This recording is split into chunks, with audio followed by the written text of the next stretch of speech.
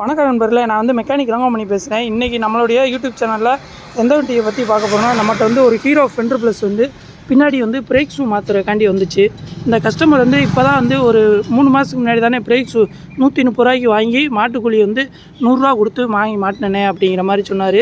மறுபடியும் பார்த்தீங்கன்னா பிரேக் பிடிக்கலை, கேமு ஃபுல்லாமே உள்ளே போயிடுச்சு, டைட் பண்ண முடியலண்ணே, மறுபடியும் ஷூ மாற்றணும் அப்படின்னாரு. எப்போயுமே நம்ம பிரேக் ஷூ லோக்கல் வாங்கி மாட்டக்கூடாது, இந்த மாதிரி ஒரிஜினல் தான் வாங்கி மாட்டணும். ஒரிஜினல் பிரேக்ஸோட ரேட்டு என்ன ரேட் வரும் பார்த்தீங்கன்னா 162 ரூபா தான் வருது. இது லோக்கல் வாங்கி மாட்டிங்கன்னா 130 ரூபா தான் வரும்.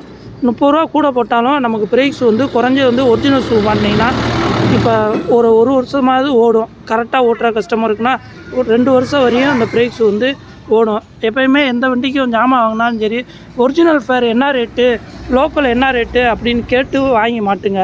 ஏன்னா லோக்கலுக்கும் ஒரிஜினலுக்கும் எல்லா ஃபேருக்கும் பார்த்திங்கன்னா ஒரு 10 ரூபா, 20 ரூபா, 100 ரூபா பெரிய பொருளுக்கு அந்த மாதிரி வித்தியாசம் தான் வரும்.